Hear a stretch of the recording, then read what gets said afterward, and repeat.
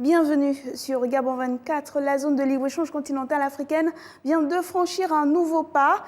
Le 7 octobre 2022 a eu lieu à Accra, au Ghana, un événement important dans la mise en marche du processus de la ZLECAf. Il s'agissait du lancement de l'initiative de la zone sur le commerce guidé. Cette initiative regroupe les pays ayant exprimé leur intérêt pour le commerce parmi les 29 qui ont soumis leur liste tarifaire en vue de démarrer le commerce selon un régime préférentiel. Tout cela a l'air bien technique, on vous l'accorde, raison pour laquelle nous recevons sur ce plateau le docteur Souleymane Abdallah. Il est administrateur économiste à la Commission économique pour l'Afrique des Nations Unies. Docteur, bienvenue sur Gabon 24. Bonjour à vous. Bonjour à vos téléspectateurs également. Merci d'avoir répondu à notre appel. Alors dites-nous déjà, peut-être nous rappeler les caractéristiques de cette vaste zone qui fait tant saliver le monde entier. C'est vrai que ce n'est pas encore effectif, mais s'il fallait déjà donner les caractéristiques de la zone de libre-échange continentale africaine, on dirait quoi? Voilà, d'abord, il faut dire que c'est une heureuse initiative qui est porteuse d'espoir pour tout un continent. C'est la plus grande zone de libre-échange au monde, assurément par le nombre de pays depuis au moins la mise en place de l'Organisation mondiale du commerce. Et l'initiative est partie d'un constat simple. Premièrement, le commerce intra-africain, c'est-à-dire le commerce que les pays africains effectuent entre eux-mêmes, est très faible par rapport à n'importe quel standard. Il était pendant longtemps entre 12 et 15%. Quand vous le mettez en rapport avec le niveau de commerce intra-asiatique qui est à 50%, ou même en Europe, où on est à presque 70% de commerce des Européens qui se passe à l'intérieur des frontières de l'Europe, vous vous rendez compte que c'est un commerce qui est extrêmement bas. C'est-à-dire que les Africains n'ont pas tendance à commercer entre eux. Et quand vous regardez la structure du commerce extérieur de nos pays sur le continent, nous sommes essentiellement pourvoyeurs de matières premières au reste du monde. Et donc, tout ce qui est création de valeur ajoutée, toutes les activités de transformation se passent à l'extérieur du continent. Et ça, c'est autant des opportunités gâchées, parce que c'est là où se retrouve le réservoir d'emploi dont nous avons tant besoin dans nos pays, particulièrement l'emploi pour les jeunes, l'emploi pour les femmes. Et en exportant nos matières premières, c'est les emplois que nous exportons par la même occasion. Donc, des réflexions ont eu cours depuis un certain temps pour se dire que ce n'est pas soutenable de continuer dans cette voie, et on l'a vu, ce n'est pas porteur de développement. Et dans le même temps, quand on regarde le peu de commerce que nous effectuons entre nous, c'est-à-dire les 15% dont je parlais tantôt, quand vous regardez la composition, c'est plus du commerce qui porte sur des produits à valeur ajoutée. C'est des produits transformés, et donc ça veut dire que tout ce qui pouvait concourir à accroître le commerce intra-africain est porteur de création accrue de valeur ajoutée sur le continent, ce qui veut dire c'est porteur de création d'emplois également et création de richesses. Et c'est pour cela qu'il fallait s'investir résolument dans toutes les initiatives visant à accroître le commerce intra-africain. Et au niveau de la Commission économique pour l'Afrique des Nations Unies, nous avions déjà depuis 2012 fait des simulations qui montrent que en mettant en place une zone de libre-échange sur le continent, nous pourrions doubler le commerce intra-africain sur une période de 5 ans. Vous venez de dire qu'il fallait doubler absolument le commerce, ce taux qui est assez faible. Il y a une phrase qui nous interpelle. Vous dites que les Africains ont du mal ou avaient du mal à commercer entre eux. Comment on justifie cela? Et pourtant, on a des ressources, on a des richesses, on a le potentiel pour le faire. Mais pourquoi ce taux était-il aussi faible? Oui, comme on le dit bien souvent, c'est en regardant dans les détails que vous allez vous rendre compte, puisque la structure du commerce des pays africains est pratiquement la même. Pour l'essentiel, c'est des matières premières que nous exportons. Et nous faisons très peu de transformation sur le continent. Donc, vous vous rendez compte que si on veut transformer sur le continent, il faut qu'il y ait un marché pour cela. Et le marché le plus naturel, le plus simple, c'est le marché africain. Et c'est pour cela que cette initiative de la zone de libre-échange continentale africaine est prometteuse. Si je prends pour un pays comme le Gabon, avec des initiatives autour du plan Gabon émergent, le Gabon industriel, le Gabon vert et le Gabon des services, mais en s'ouvrant au marché africain, c'est un potentiel énorme. C'est quand même, on parle d'1,3 milliard de consommateurs, donc vous allez vous rendre compte que c'est une échelle autrement plus importante que de se focaliser simplement sur son propre espace territorial, espace économique national ou même de la sous-région. Donc une zone... L'industrie par excellence, c'est un domaine où pour être compétitif, vous avez besoin de faire ce que les économistes appellent des économies d'échelle, c'est-à-dire plus vous produisez en grande quantité et à ce moment, vous pouvez réduire vos coûts unitaires et vous pouvez proposer vos produits à des prix qui seront compétitifs sur le marché international. Donc une zone qui regorge beaucoup de promesses. Et puis, on la lance en 2021, c'était en janvier 2021. À ce jour, où est-ce qu'on en est en termes d'avancement dans le processus même de la mise en œuvre de la ZLECAf? Oui, formellement, la zone a été lancée pour commencer les opérations de commerce le 1er janvier 2021, vous l'avez rappelé. Mais il faut aussi se projeter dans le contexte parce que 2020-2021, c'est une situation exceptionnelle. Il y a entre-temps la pandémie du Covid qui a perturbé pas mal les chaînes logistiques sur le plan commercial international et l'Afrique aussi a été beaucoup affectée. Et donc, ce contexte-là a quand même pesé lourdement sur l'opérationnalisation effective de la zone de libre-échange continentale africaine. Et c'est pour cela que le secrétariat qui quand même a pu être mis en place dans le siège à Accra, donc le secrétariat de la ZLECAf, a initié cette opération de commerce guidé, c'est-à-dire pour aider les entreprises à mettre en rapport leurs produits destinés au commerce dans le cadre de cette initiative-là et faciliter toutes les transactions, c'est-à-dire au niveau des formalités douanières, se mettre dans les normes par rapport à l'environnement institutionnel de ces pays et permettre que le commerce puisse démarrer de façon effective. Et il est heureux de constater que le premier shipment a déjà eu lieu. Les batteries éditées sont parties du Kenya en direction du Ghana sans attirer des droits de douane. Donc c'est une première. Et 8 États partis déjà se sont inscrits dans le cadre de cette initiative.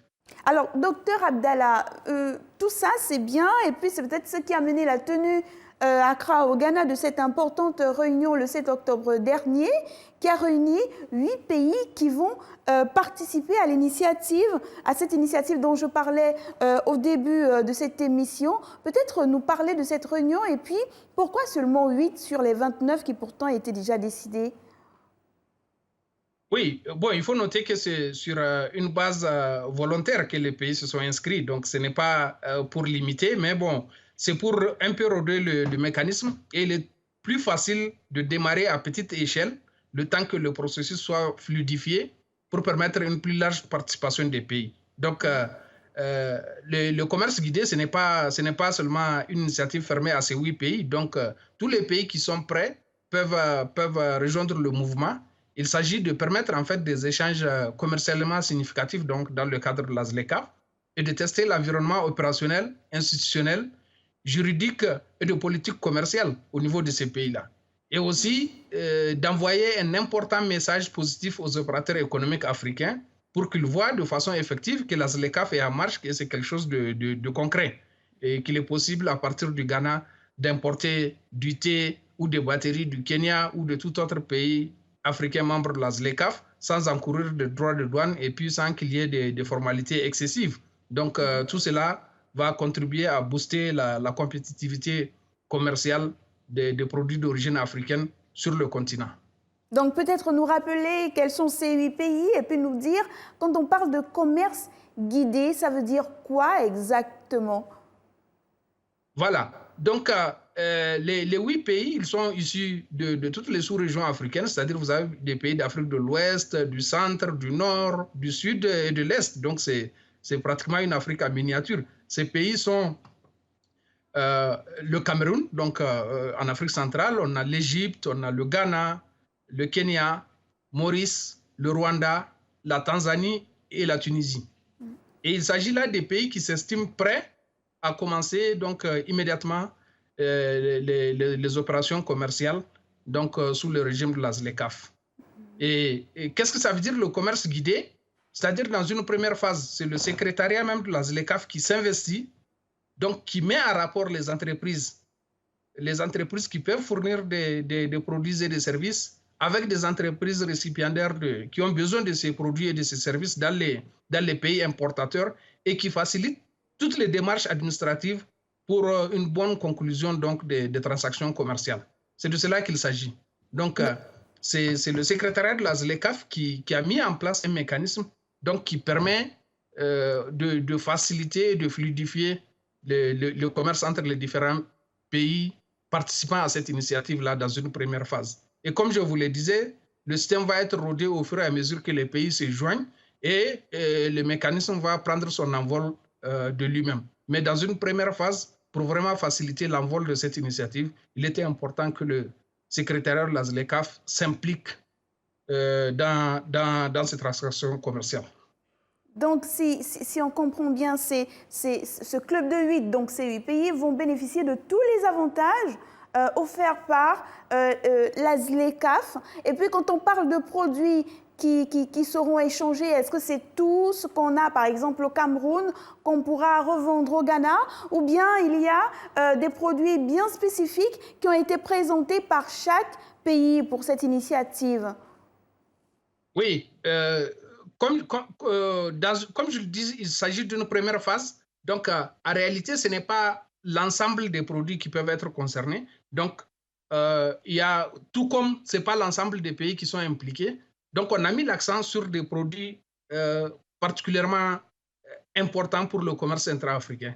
Et je vais vous donner, entre autres, c'est des produits agroalimentaires, c'est les batteries, c'est des produits d'horticulture, c'est des produits pharmaceutiques, c'est de l'huile alimentaire, des caoutchoucs et des composants pour les systèmes de réfrigération et de congélation. Donc, c'est une liste minimale, mais qui pourrait permettre de déclencher au moins le processus. Donc, au fur et à mesure, les produits comme les pays seront élargis dans le cadre de cette initiative jusqu'à atteindre donc, la forme optimale de la zone de libre-échange.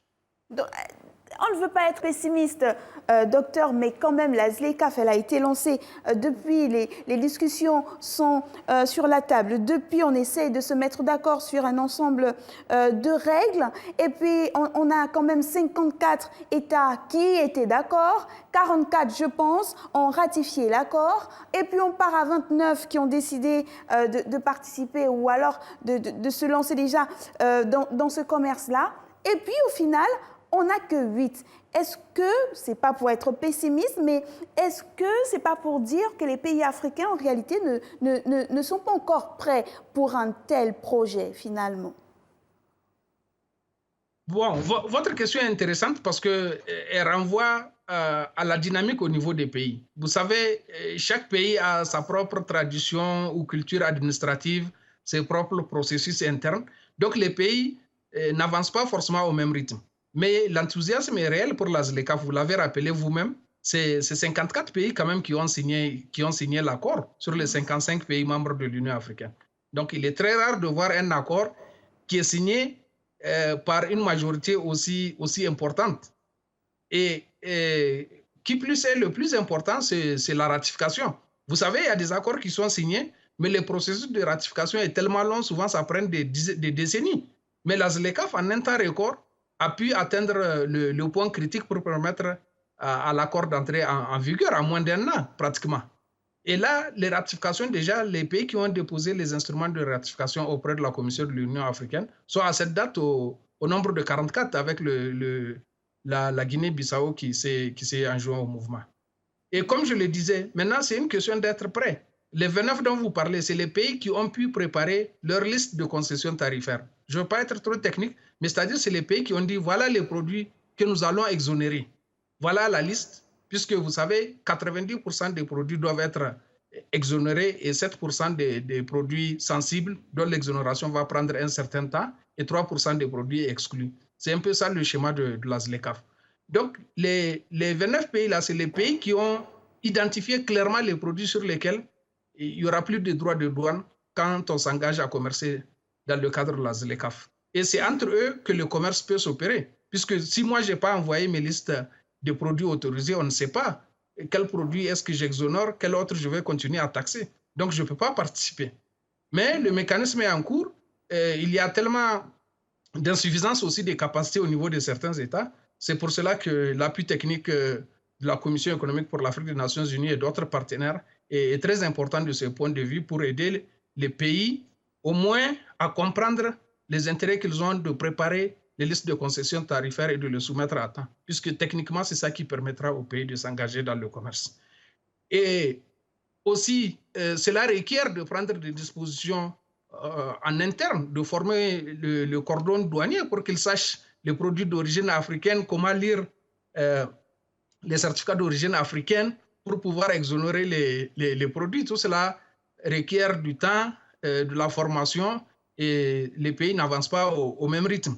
Donc, à l'heure actuelle, c'est les 8 pays dont j'ai parlé qui sont prêts, qui sont vraiment fin prêts et qui entendent participer au commerce de la ZLECAf pour permettre de porter au moins les échanges africains à un niveau commercialement significatif. Mais au fur et à mesure du processus, d'autres États vont se joindre, donc jusqu'à permettre à l'initiative de prendre son envol. Dans une interview, le secrétaire de la ZLECAf, Wamkele Mene, soulignait qu'il fallait quelque chose d'important aussi pour véritablement mettre en place ou faire en sorte que la zone de libre-échange continentale africaine soit effective.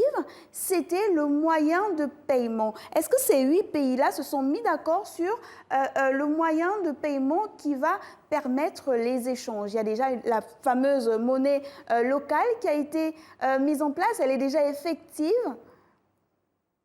Oui, il y a un système de paiement panafricain qui a été mis en place avec le concours de la banque Afreximbank, qui est installée au Caire, donc qui a mis un système de paiement pour permettre de régler les transactions dans le cadre du commerce intra-africain. Et ça, c'est vraiment une initiative heureuse qui va permettre de booster, puisque ça va faciliter le processus de paiement sans nécessairement passer par des devises fortes qui sont extérieures au continent. Donc, en utilisant les monnaies africaines, c'est un mécanisme qui permet donc de régler les transactions qui sont opérées dans le cadre de la ZLECAf.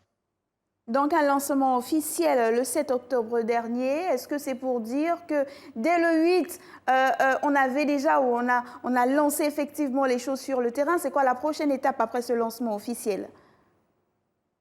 Voilà. La prochaine étape, justement, c'est de monter en puissance, je veux dire.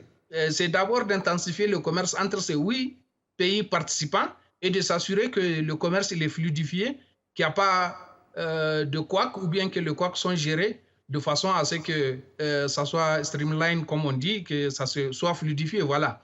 Et que d'autres pays, au fur et à mesure, se joignent et qu'on élargisse aussi les produits. Donc tout cela va nécessiter une avancée prudente, mais une avancée régulière et constante. Donc c'est cela les prochaines étapes, et le secrétariat, il faut qu'il continue à s'impliquer jusqu'à permettre au commerce intra-africain de prendre son envol et d'atteindre son altitude de croisière pour voler de ses propres ailes. Et quel sera le rôle de la Commission économique pour l'Afrique des Nations Unies dans ce projet, le suivi de ce projet pilote-là? Ben, la Commission va continuer à apporter d'abord son appui technique, comme elle l'a fait, parce que l'engagement au sein de la ZLECAf requiert quand même quelques préparations. Nous sommes en communication avec l'ensemble de nos États membres et nous avons aidé pour la plupart, presque une quarantaine, à développer des stratégies nationales.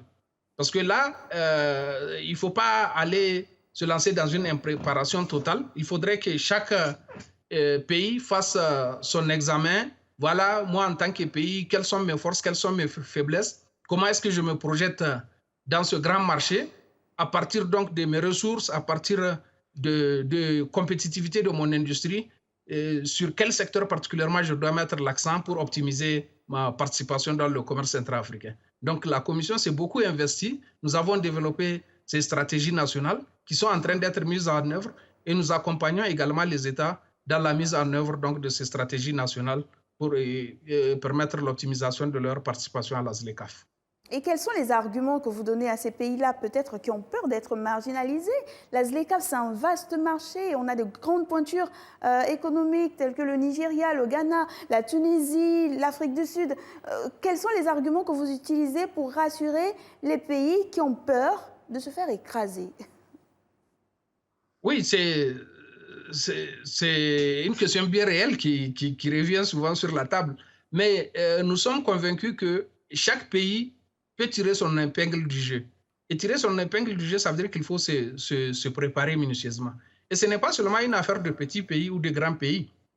Vous l'avez d'ailleurs constaté que le Nigeria, au tout début du processus, la plus grande économie du continent, n'est-ce pas, c'est comme si quelque part on freinait un peu le processus d'engagement du Nigeria. Donc, parce que le Nigeria se disait non, il y a d'autres pays plus avancés sur le plan industriel qui ne font que lorgner sur le marché nigérien et qu'eux ont tout à perdre. Donc, c'est au bout des discussions qu'ils se sont rendus compte que pour l'industrie nigérienne, il y a des opportunités énormes sur le continent. Et donc, ils ont joint le mouvement. Au niveau des petits, encore plus petits, c'est une autre problématique. Mais ils se disent que bon, les pays avancés, c'est eux qui vont prendre tout le marché. Nous, on n'aura rien à faire là-dedans. Mais ce n'est pas le cas. Et on le voit bien, un pays comme le Rwanda, qui participe dans le peloton des têtes des échanges.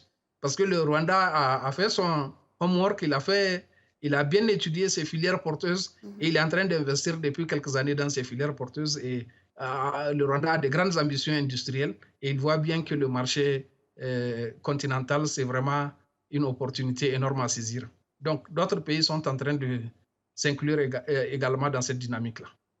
Merci à vous, docteur Souleymane Abdallah. Je rappelle que vous êtes administrateur économiste à la Commission économique pour l'Afrique des Nations Unies. Vous avez répondu à nos questions depuis Addis Abeba, c'est en Éthiopie.